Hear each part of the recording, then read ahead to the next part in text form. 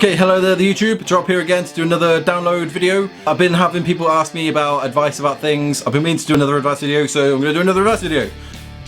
Right, advice piece number one first piece of advice. Oh Christ, I need to start that again. Okay, so the first piece of advice is don't put a lock on your tent. I get the idea. Some people put a lock on their tent because they've got expensive things there in their tent, like their phone and stuff, and they don't want people going in to look at it and steal things. I get that, but don't do it. Loads of people have stuff in their tent they don't want nicked. If you put a lock on your tent, all you're doing is saying to people looking to steal stuff, ooh, that person's locked their tent, they've definitely got something worth nicking in there. It's just advertising that you've got stuff to steal. Don't put a lock on your tent, never do that, don't do that thing. So, next. Last year we had the contactless things. This year they're doing a mix of contactless with your cards, like debit card things, or you can pay in cash. Some of them are going to be only one, some of them are going to be all three. Even if you're relying on contactless with your card, take cash as well. Contactless can go wrong. The places that take contactless, maybe the machines will break, maybe you'll lose your card, it's a festival, it happens. And there are some places like some of the stalls, things like that, they will only take cash. Last year I went to go see Cunt of the Gang and Andrew O'Neill, and they were both selling their stuff after their gigs, after their show, whatever the fuck it's called. And they were like, I don't have a contactless thing, I need cash. So if you're there and you're like, oh, I'd quite like a t-shirt of that comedian, oh, I can't pay contactless.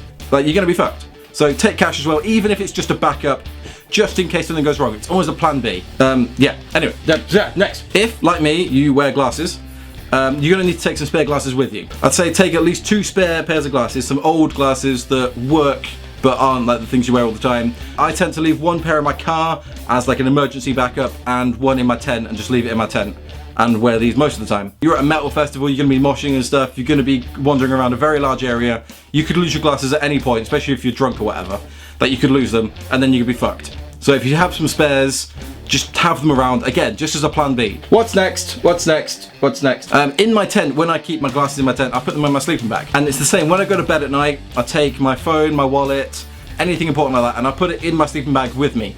So when you're asleep at night, if somebody was to break into your tent, again, it doesn't happen very often, but it can happen. You don't want to be that person that it happens to. I always put all that stuff in the bottom of my sleeping bag.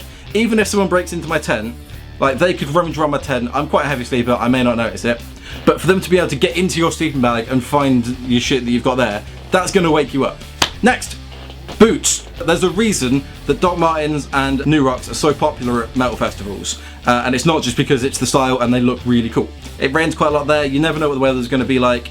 And even with people like walking through the grass and stuff, even if it's not raining, it's going to become quite muddy by the end of the festival. If you're just wearing like trainers or whatever, they're going to get ruined. You wear a nice pair of Docs like this, they're going to survive the festival. Anyway, next. If you're bringing alcohol into the festival, which you probably are, you're going to be bringing spirits and stuff. Before you get to the entrance, decant your alcohol into plastic bottles if it's in glass. You're not allowed glass into a festival. If you get to the entrance and they look through your stuff and they go, oh, you've got like a bottle of vodka here, a bottle of Jägermeister in glass, they're just going to take it off you. Maybe they'll let you decant it into plastic bottles there. It's not worth the risk. If it's busy, they're just going to take it off you and go, right, fuck off. Do it well before then, just to be prepared. Because even if you do bring it in, it's dangerous. There's a reason you're not allowed glass there. So just don't do it. What's next? Woohoo! The most popular form of tent at Download Festival, most festivals, is the worst kind of tent. Pop-up tents. Never ever bring a pop-up tent to a festival. They are awful. But yes, they're very easy to set up. You go, woohoo, and it's up. But they're dreadful. For one thing, they're far too small. Me, I'm 6 foot tall. I couldn't lay flat in a pop-up tent. It's just not gonna fit. You're not gonna be able to fit all your stuff in there. More importantly, they are single skin. If it rains, it's gonna leak.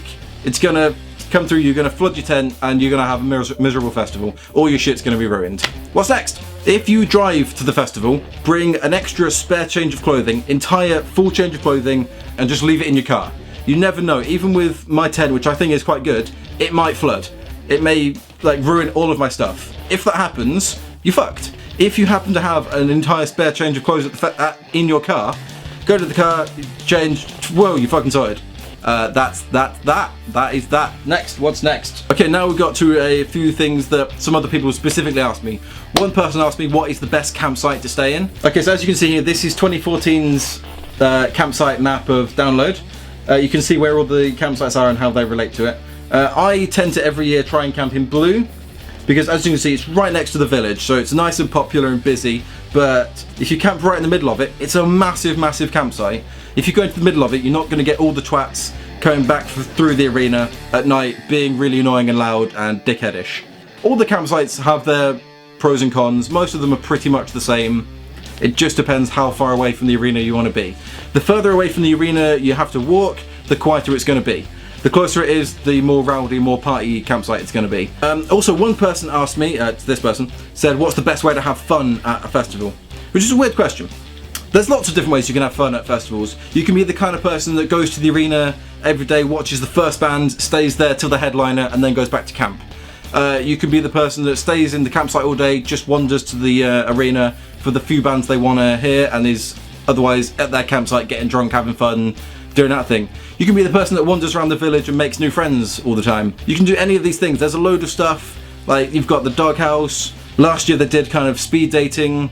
They do the bawdy takeover. You've got comedians and stuff. There's so many things going on. Just do whatever you think is going to be the most fun. Me personally, what I do is stay in the campsite most of the day, get drunk, dick about with my friends. I go to the arena for the few bands I want to see, but I put in a little bit of extra time to be there to just wander around and find new things.